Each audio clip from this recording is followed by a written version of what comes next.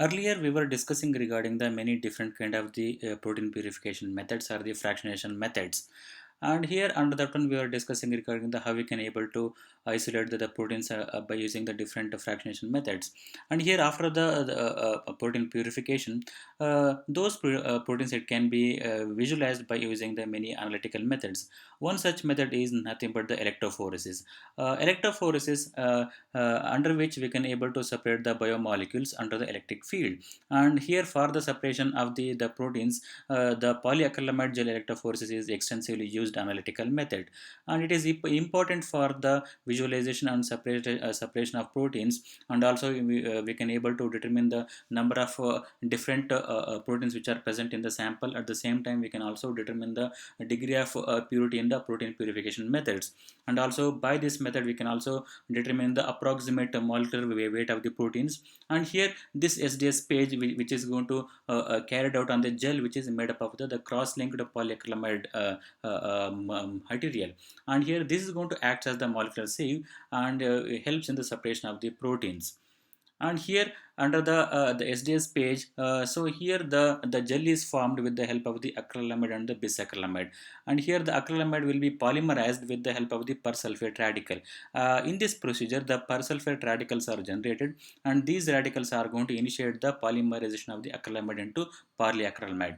These polyacrylamide are going to cross linked with the help of the bisacrylamide. And here as the amount of acrylamide and the bisacrylamide is increased, so here the pore size will be decreased, so that here the amount of acrylamide and the bisacrylamide you are going to add, based on this one the pore size will be different, or it is going to differs. And here by doing so we are going to prepare the polyacrylamide gel. And here after the preparation of the polyacrylamide gel, the proteins are has to be loaded to the gel. And before that one, the proteins will be denatured initially under the SDS page with the use of the beta mercaptoethanol.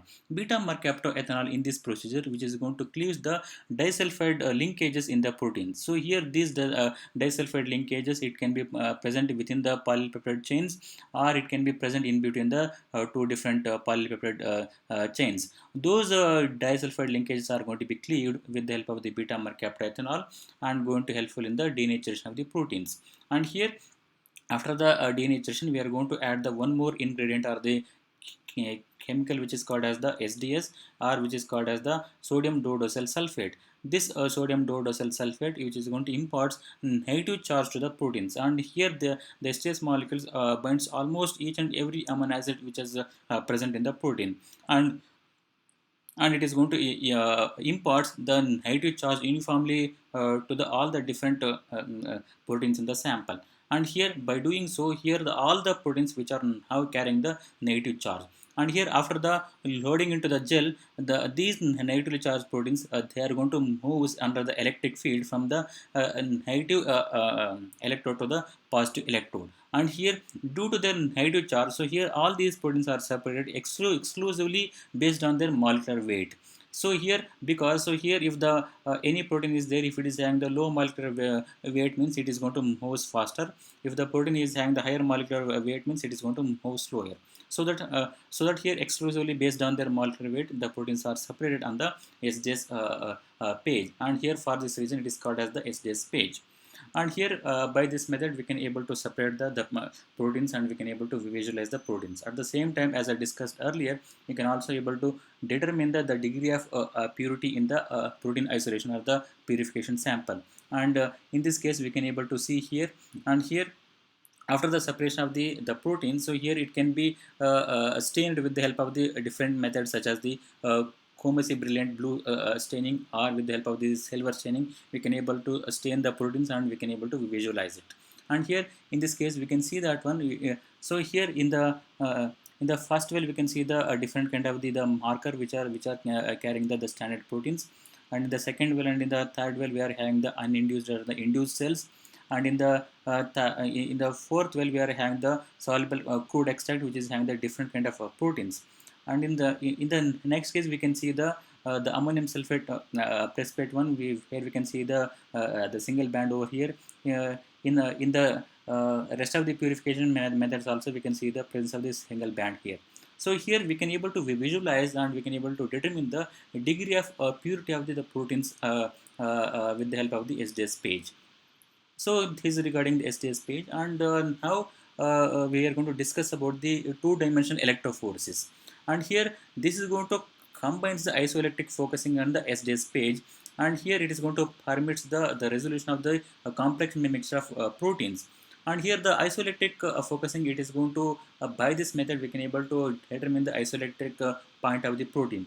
Isoelectric point of the protein means, so here it is the pH at which the proteins are carrying the equal number of positive charges and the equal number of negative charges. And here that one we are going to determine by using the isoelectric focusing. And how we are going to do this? And here in the isoelectric focusing, a pH gradient is established under the electric field using the organic acids or the bases. So that here, and they are going to form then a pH gradient, and here on this pH gradient the protein mixture is applied, and here after the application or the injection of the protein mixture the electric field is applied, and we can see the movement of the proteins. And here all these proteins are going to migrate until it is going to reach the pH which is matches to the isoelectric point. So that here the after the application of the electric field, that we can see the movement of the proteins. But here these proteins will be moves until it is going to reach the particular pH.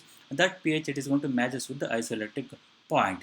And here by this method where we can able to so that here the proteins with the different isoelectric points are thus distributed throughout the gel.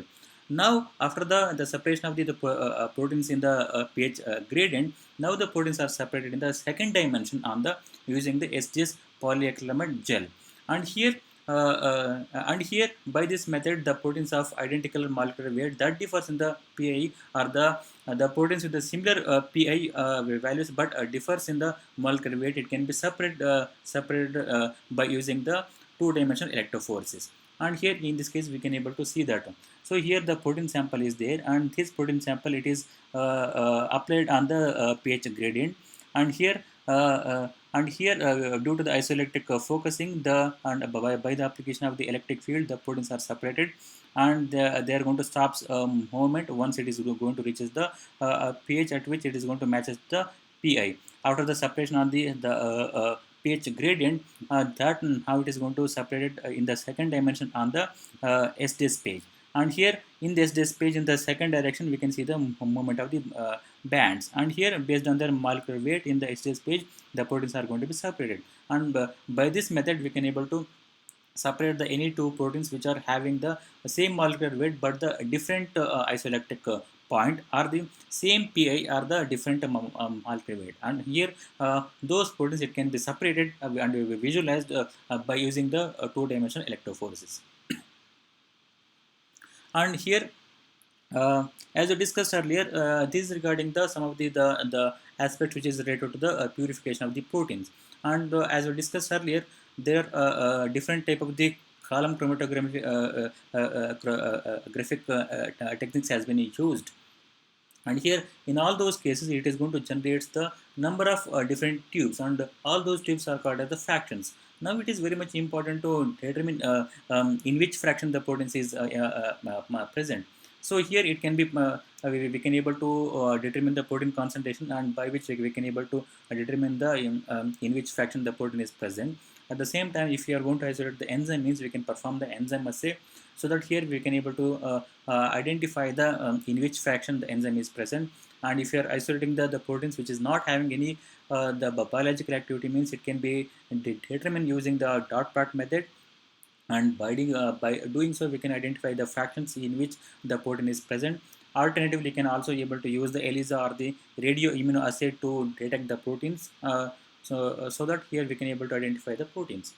And here as we discussed earlier, we were discussing regarding the different fractionation methods. So here a particular fractionation step is said to be successful if it is having the increased specific activity when compared to the previous step.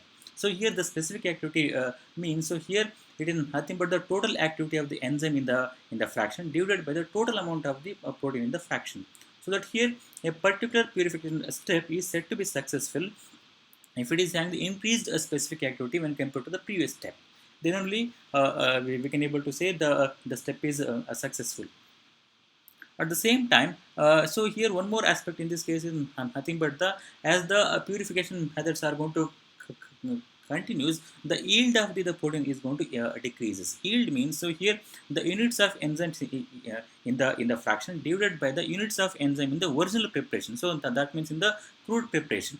So that here the yield is nothing but the units of enzyme in the fraction divided by units of enzyme in the original preparation. That is going to gives you the yield. So here after the each purification step, the yield of the protein will be decreases, whereas the specific activity will be increases. So here we need to remember the two things in this case is after the each purification step. So here the specific activity has to be increased, whereas the yield it is going to decrease. It is because after the each purification step, we are going to it is going to result in the loss of the some amount of the protein. So here for that reason the yield will be decreases. And here it is the purification table, and here these are the different purification methods, which is centrifugation or this cell lysis method, salting out, ion exchange chromatography, size exclusion chromatography, and these are the specific activity here.